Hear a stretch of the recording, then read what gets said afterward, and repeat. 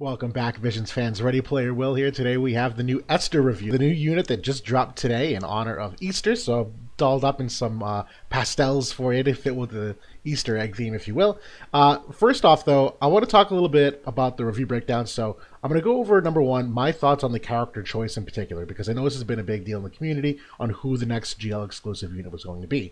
And then I'm going to go through the character overview, and I'm switching up how I do the stat analysis here. I'm going to look at the base stats and do a base stat analysis, and then I'm going to combine that in conjunction with the report card, because we're at a place in the game now where you really have to differentiate the two, and I'll talk more to that in just a minute here. I'll then go over my general thoughts, which kind of encapsulates everything you'll see in the presentation, go through the class and job overview and highlight the abilities and the passives and whatnot, and then I have a new section here that I'm going to go through the auto skill priorities in terms of what she uses for buff priorities for herself and for her teammates, so you can get to better know her AI as well. Then going to go in just a smidge into lightning synergies and strategies with her, Cloud, and Charlotte. I'm going to look very high level at Esther versus Alstoria, which is a very big matchup to watch for. And then finally, I'm going to look at the brand new Dreamiest of Eggs Vision card and how it specifically affects her in a very, very positive way that you almost have to must pull the card.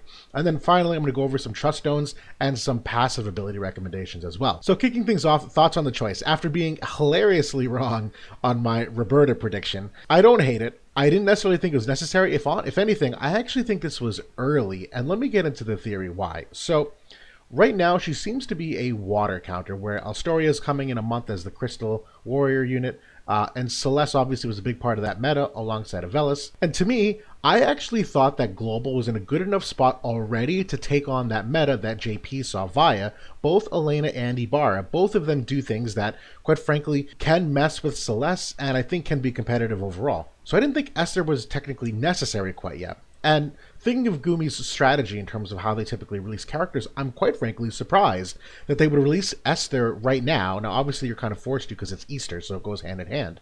But ideally, I would have thought it would have been like 2 or 3 months from now, where essentially the way that gachas in general, and War of the Visions in particular, is that Gumi will create a meta and then sell you the solution to the meta. And we've seen this a handful of times.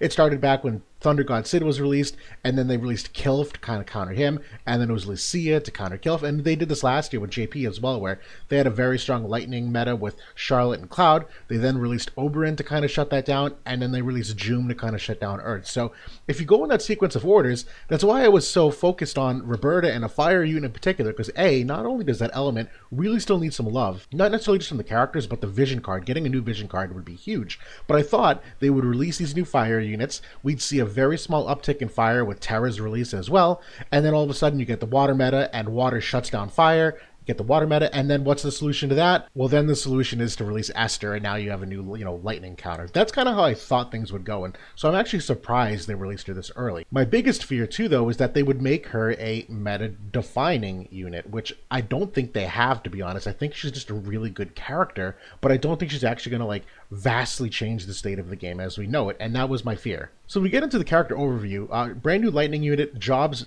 Precursor is unique to her. They've also given her Paladin, how original Gumi, and Thief. At least there's some utility on that sub-job too. For a weapon, it's a great sword and equips hat, cloth, and accessory with a move of 3 and a jump of 1. In terms of resistance to elements, it's pretty standard in terms of strength and weakness. Her weapon type resistances, though, are out of this world. So 15% to slash, pierce, and strike innately. Now, she does have a mastery ability that increases slash and pierce by 10%, so those are really 25% at all times at minimum.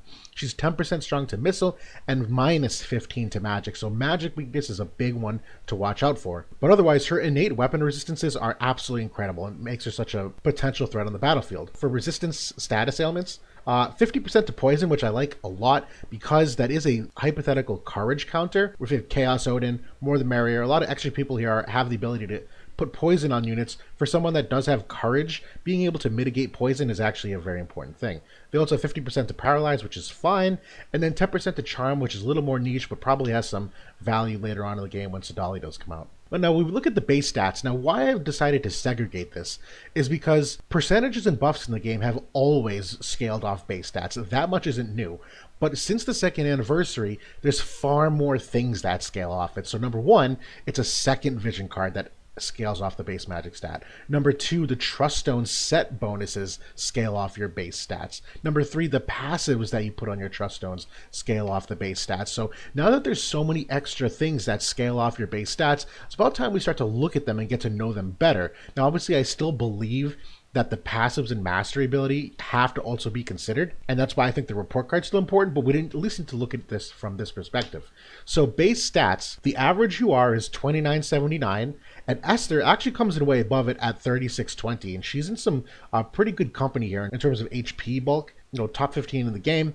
Overall, her high health pool goes a long way to her survivability.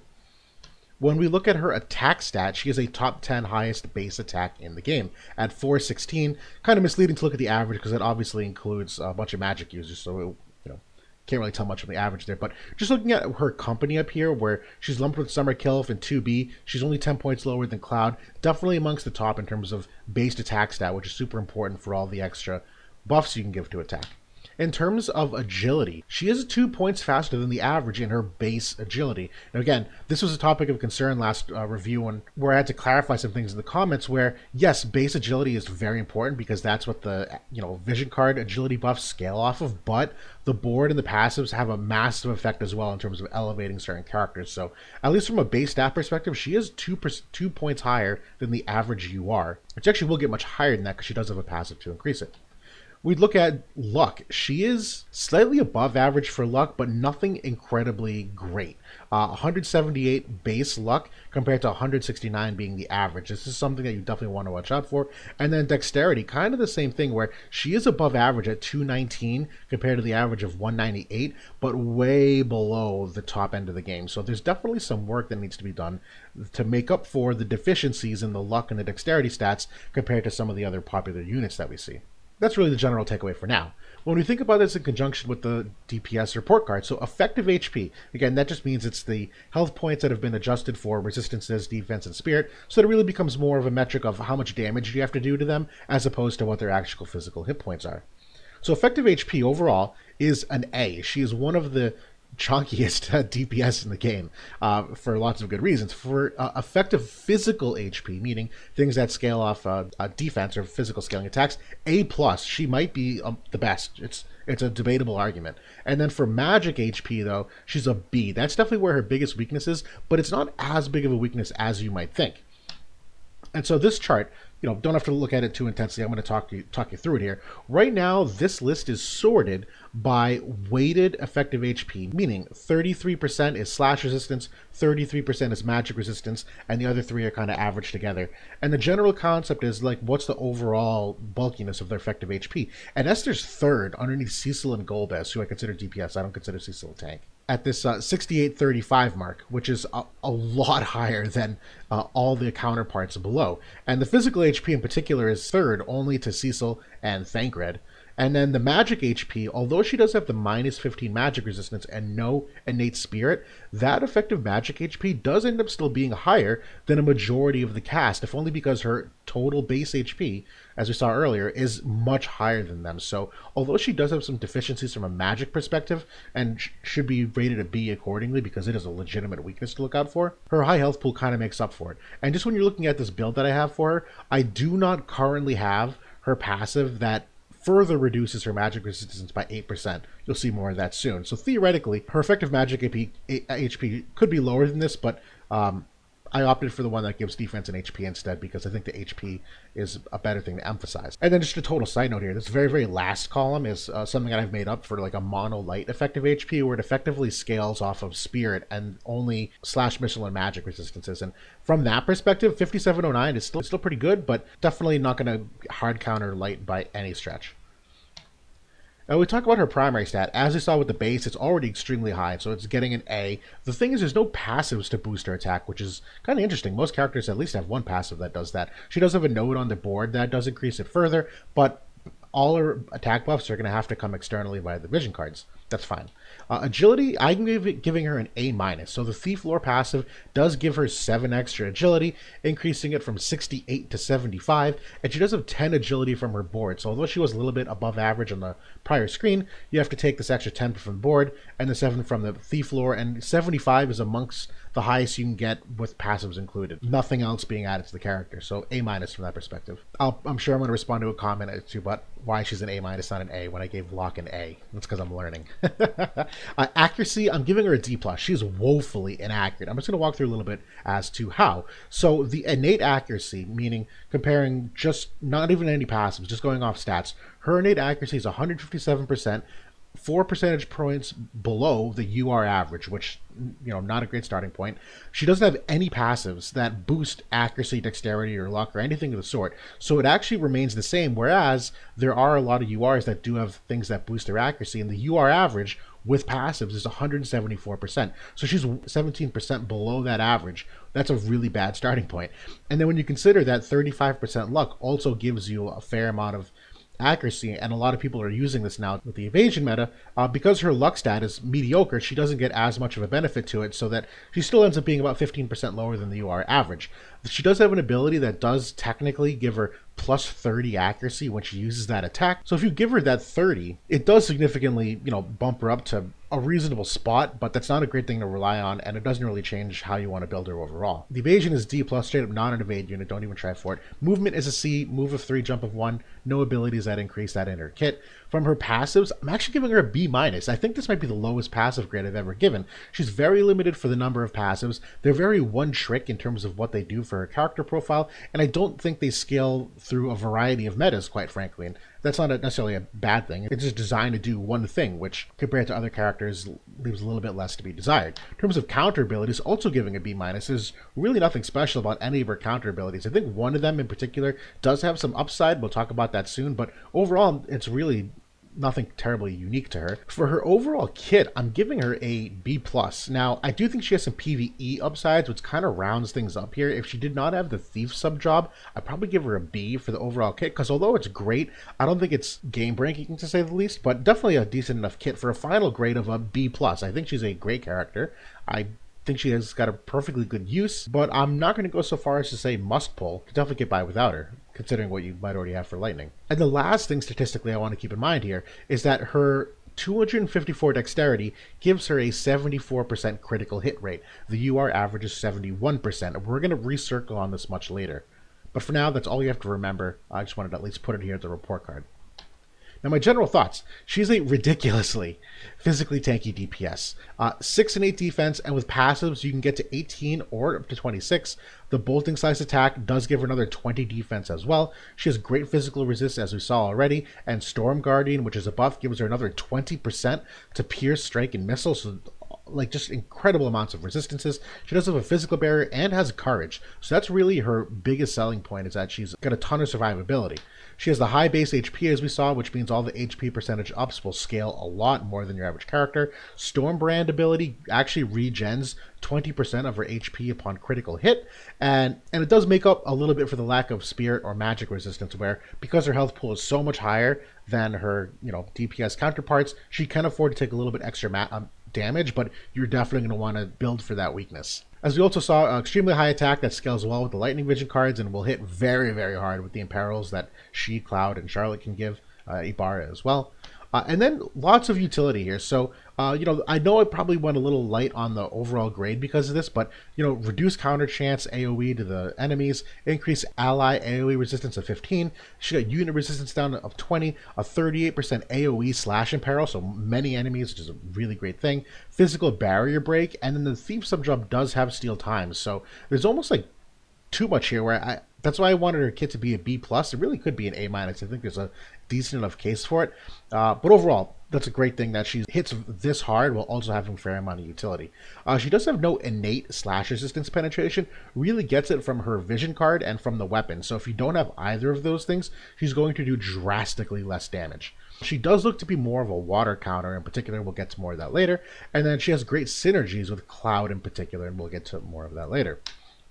So for passive abilities, it's just 4. So Ball Lightning Barrier is an overall good one where it increases defense by 20, her defense penetration by 40. The offset is that it further reduces her magic resistance by 8%. So she'll get to minus 23% magic resistance. Definitely going to want to fix that. Holy Knight's Protection might be my favorite of these, where increased defense of 12 and the HP of 12%. Thief Lore is really good, move of 1 and agility of 12%, but not every map really caters itself to the extra move, so maybe a time and place when you use that. And when all else fails, acquired AP up level 1, probably you're going to have more often than you would on another character, because she doesn't really have many other passives to choose from. So overall, the passives, they're okay, but as you can see here, they're not very versatile. And one of them's weakens her in her worst weakness already. So I like these passives. I don't love them, though. Now we look at the counter abilities. Static Discharge in Paladin's Guard is exactly the same. It's a 20% chance to reduce physical damage by 45%. And then Quick Action is the one that I think probably has some upside, where 20% chance to increase her agility by 40% for 1 turn. So really trade off whether or not you want to make her extra bulky against physical damage, which quite frankly she's already really good at, or B, if you want to just have her unleash her offensive potency by maybe getting a turn quicker. Overall, I think these are relatively lackluster compared to other counter abilities, but I think both are serviceable for what she's expected to do. Now for the main job, the precursor, we're going to go through the attack abilities and then we're going to go through the buffs. So Bolting Impact is a 126% modifier. It's a 14 AP, very low cost ability that will decrease enemy attack by 43% for 3 turns. This one's okay, definitely not her best, which is expected. It's a low AP ability.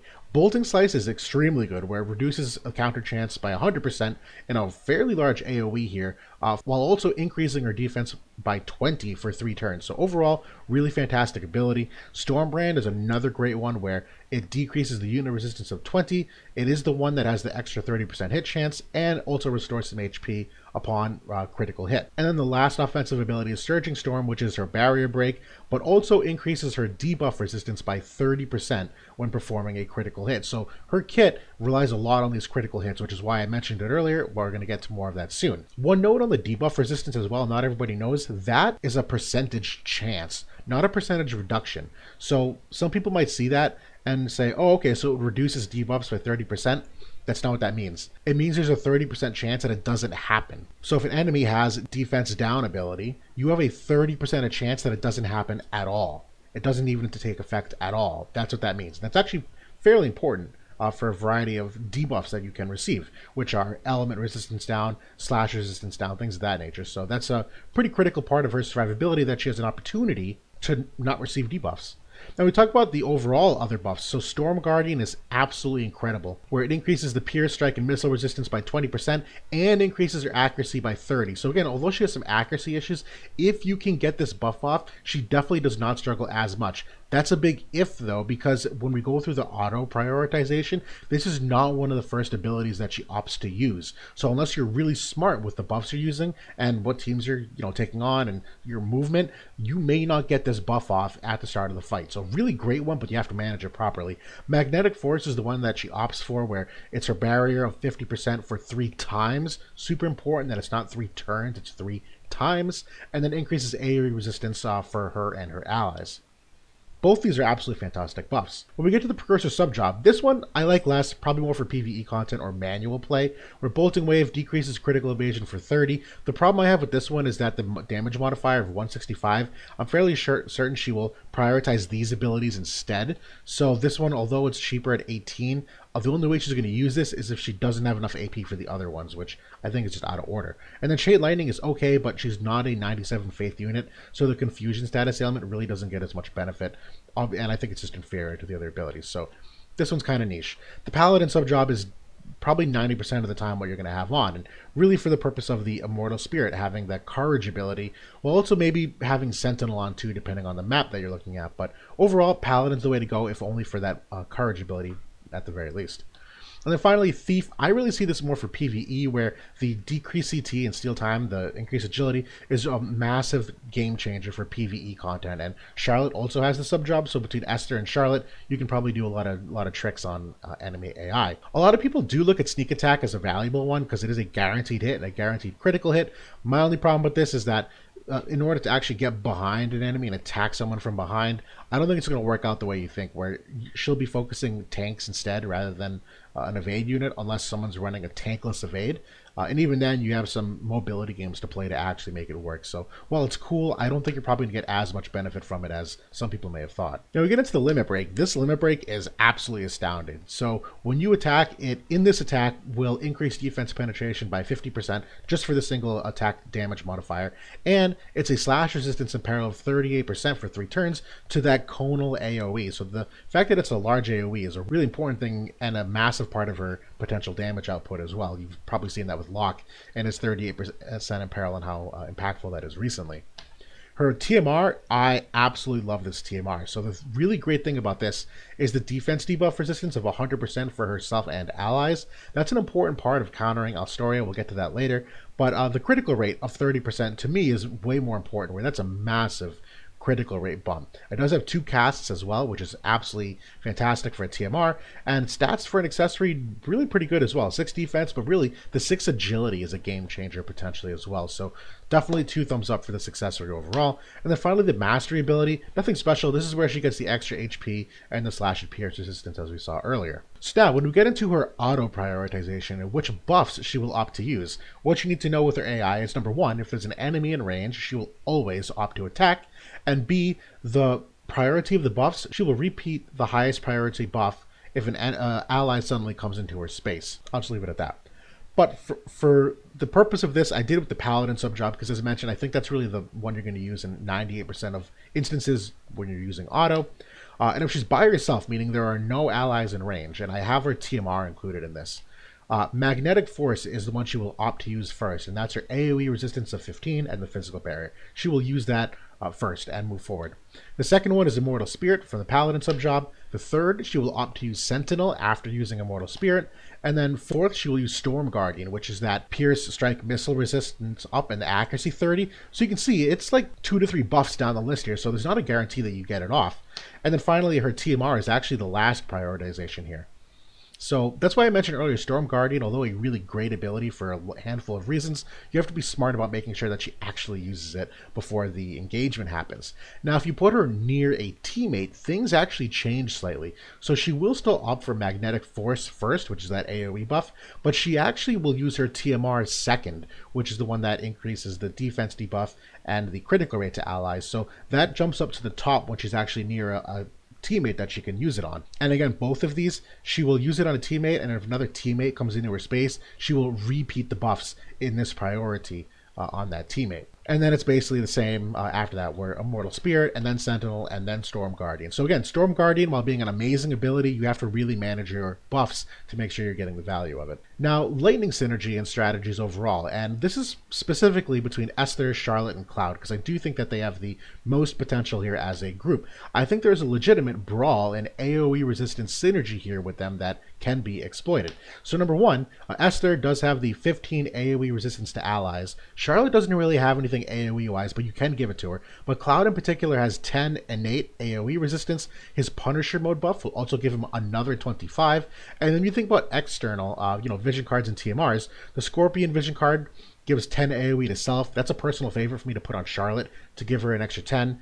The Wish Upon a Demon, the Ibarra card, is one that you can put on Charlotte because you don't typically max tank attack stats, but that will give 20 AoE resistance to the party. And then obviously the King Mont TMR being 25 AoE resistance to them all as well. The reason why I mention these is because I think there's a legitimate synergy to be had with having them keeping grouped up so that you get the unit affinity bonuses of dexterity, luck, and agility. Whereas we saw she needs some help on the dexterity and luck side, so if she's off by herself and she doesn't get these benefits, she's going to just be worse. So keeping her near a team, in my opinion, is a really powerful thing to do. Interestingly enough, all 3 of them have move +1 on a passive, so theoretically you can have that passive on all 3 of them and have them traverse as a group and not get split up at all, which is why I think you can really feed in to that strategy. And then finally, all of them can lean heavily into the slash resistance penetration and slash attack up that you get from the vision cards. So there's just an immense amount of synergy between the 3 of them. There obviously is with Ibarra as well, because she does also have slash type attacks. I just don't think Ibarra synergizes with Esther as well as Cloud does, and I don't think you can run this comp without Charlotte. I don't think Esther is a tank. People have said that, she's not. And then Cloud in particular, that specific synergy, why I think I'm so high on it. Number one, his limit break is a decrease of 50% critical evasion to the enemy. As we saw, all those abilities that Esther has rely on her making critical hits. This will go a long way to making sure she does so. Cloud also has a 25% slash in peril, in addition to Esther's 38% on her limit break, and that Braver ability that Cloud has is a single target ability, so if they have unit resistance down 20 that Esther can give, Braver will obviously do a ton extra damage as well. So the two of them together really work well with their imperils. Soldier's Honor helps with Esther's AP management as well, where since she'll be critical hitting a decent amount, if not a lot, she will generate 10 AP upon every critical hit, which is really fantastic. I think those two probably have the most upside together. And also from the perspective of the physical oriented vision cards. So sure, there's definitely probably a timing place where you put Ibarra so you can have the, Wish Upon a Demon vision card and maybe some other magic ones, but overall I think the physical oriented vision cards for Lightning too good to pass up on a team of 3 physical units. Now, Esther versus Alstoria, this is the matchup to really hone in on, where I think they've really tuned her around. So number one, Esther does have a barrier, and Alstoria can break it. He has a barrier break. So it's a lot more even than I thought, but I think the big thing here is that she has the elemental advantage over him, obviously, where although they do a lot to counter each other, she kind of does just a smidge more to mitigate what he does best. She can get that 30 debuff resistance, which means that he has that 30 defense break and that 38% slash in peril on his limit break. So that 30% debuff resistance that Esther has, it means that there's a 30% chance that neither of those will take effect. And if you use her TMR, that means his defense break will not take effect at all, because it's a 100% chance to avoid defense debuff. If Esther has Courage up, Alstoria does too, as far as I understand it, where he can ignore fatal damage if the enemy attacking him also has fatal damage. And his limit break does have the Noctis mechanic, I call it, where it essentially adds a second attack after he attacks. So he does kind of counter her Courage just a little bit. That being said, she does have the decreased counter chance, so she can reduce his counter abilities. She also has the 43% attack debuff, which is going to nerf his damage a relative amount. And then finally, she can get, if you're really stress testing this, up to 68 defense, not including equipment or espers, just off of her abilities and stacking her passives and whatnot. And she has counters that can reduce physical damage by 45%. So if we're talking about mitigating Alstoria in particular, I think Esther's really prime and built to do it. We get into the vision card for her now, Dreamiest of Eggs. This is a particularly impactful vision card. Now, number one, I think it's a great vision card for Lightning regardless of Esther. So even if you don't pull her, this vision card to me is a must for Lightning. The unit resistance is way too good to pass up. The slash resistance penetration is way too good to pass up. And the Lightning buff and the stats on the card are just really great for any of the physical units. So we circle back now here to critical hit rate. I wanted to talk about how impactful this card is to Esther's critical hit rate. Now, as we started off, her innate crit rate, based off of her innate dexterity, is 71%. When you equip this card, that 38 extra dexterity will bump her crit rate up 11% to 82. There's also another buff here that increases her personal crit rate by 15. That bumps it up to 97. Now, Scorpion Sentinel has a party effect of increased critical hit rate by 13, which does stack with all of this. That will bring her to 100. And then the Ibarra vision card, whether you have it on Charlotte or whether you have it on Ibarra, that 35% dexterity ends up being roughly another 16% critical hit rate for her, not including her TMR, Espers, or any other Truststone stuff. So this vision card in particular, even if you ignore the last 2 bullet points, you bring her critical hit rate from a 71 to a 97 for a 26% chance increase overall on this vision card alone. So this is an incredibly important thing to maximize her kit overall. And finally, when we get into Truststone and passive recommendations here, so I've definitely mastered the Truststone system at this point that I can speak to it confidently. When you're picking what you want to go with, to me, I personally actually really like the Spirit Truststones for her, where she has, that negative magic resistance, no innate spirit. When you get 3 UR stones here, this will increase her spirit by 15. I think that's super important. That being said, there is a case to have luck 15% as well. I'll circle back on this in just a second. And to me, on the left side, I think these are really 2 of the best ones. I think the HP one is also a really good one, because as we mentioned, her base HP is super high, and all element resistance up of 5% is also super strong. But for some reason, I just feel like Spirit, and I'm fairly certain that the healing power of 10 actually does affect her self-healing ability as well. So I overall prefer that, but HP technically should be here too. And on the right side, accuracy 15 definitely is like a top priority, has a place for it. But also I think just as general attack, so that you can further increase her attack stat, and the defense penetration of 10 definitely helps. And the crit rate one in particular too, where if you are just relying on crit hitting everything, this is going to increase her damage output and that crit rate of 15. To me, there is an important conversation to be had. Do you build Esther to counter evade teams, or do you build her just to be a good unit? There is a very specific difference, because her accuracy is so low starting off. You either go 100% in, or that's it. There really is not much of like a middle ground per se. So to me, if you're going for like best Esther build, to me, I personally like the Spirit and the crit rate one. And sure, maybe you can give her the Alexandrite ring to like give her an extra fighting chance, but I think these two really lean at most heavily into what she does best. If you really want to go for trying to hit evade units with her and, you know, synergize with what Cloud does, then I'm probably going for the luck and the accuracy here, and then just going ham with the Alexandrite ring and other external kinds of accuracy for her. But really important distinction to be had there. And in terms of which passives you put on each of these Truststones, so for the left side, I like the HP of 10%, as we keep talking about. The luck of 10% will also help her overall accuracy, and the magic resistance of 7% I actually like a lot. Now sure, if you put on a piece of equipment that has magic resistance on it, it will not stack. It'll just take the highest of the two. But if you decide not to do that and give her magic resistance via like Espers instead, or by vision cards, this 7% will at least reverse than minus 8% on her passive. So I like having this no matter what on a Truststone that you would give to her. And on the right side, you have your pick of the litter. Like you have up to 7 that you could pick. And again, really dependent upon if you think you're going to put the Alexandrite ring on her or not, whether or not you're building for the extra crit rate, whether or not you think she needs the extra slash resistance penetration or defense penetration. You can really pick and play with a bunch of these. So not a perfect set of passives to choose from. You have a variety. And then finally, if we do speak broadly about the Espers, vision cards, and weapons, so the Espers, to me, Espers with 15% magic resistance are your friends. So Fenrir, Aegon, and Omega immediately come to mind that are magic resistance Espers that do have some slash attack up and crit rate and a little bit of accuracy here and there as well. So I like those three in particular. I think Odin might be my number one though, because there aren't many physical oriented Espers with accuracy. As far as I can tell, Odin's really the only one. It's really the magic Espers that have all the extra accuracy nodes. So like Typhon and Shiva and Ramu, Bloody Moon. But to me, Odin, you know, throw the man killer on, maybe some extra missile or slash resistance and the accuracy, and call it a day. And then I do think Scorpion Sentinel as well, if you're really not trying to hedge for either of those weaknesses, if you don't have to. Like if you're just building her for Alstoria, where this is lightning and slash attack, it's got some slash resistance, crit rate, crit damage. So overall, still a good Esper for her as well. And in terms of weapons, to me, the Asterisk Alpha is a must for her. That 30% slash resistance penetration is so important. Yes, the Buster Sword is a great sword as well, but they both have lightning attack of 30, so it's basically equal to that point.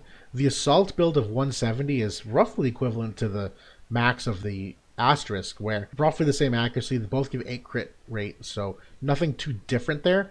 But to me, 30% slash resistance penetration is far more impactful than the slash attack for her, given that she has no other passives for slash resistance penetration. Like between this and the vision card, that's it. So I'm probably taking this sword in 80% of cases. And that's the Esther review in a nutshell. So interesting character. I think she's a little bit early, quite honestly. I don't think she's going to change the game by any stretch of the imagination either. But she is a relatively solid character that does do well with what the Lightning cast does without repeating too much of what they already do. Really just more leaning into the slash nature of that cast of characters already. But for those who have pulled for her, excited to try her out more, I am going to be doing a video today of, or tomorrow, of an Esther showcase in either Guild War Mox or the Arena, because I have her maxed as of today. I had the resources to do it, and so I did it. And yeah, so that's how I've kind of gotten a feel already for her AI and her abilities and whatnot, where I've had an opportunity to see her firsthand. And I'm very excited to finally be able to let you see her firsthand, hopefully relatively quickly as well. So thanks for watching, everybody, and I'll talk to you all soon.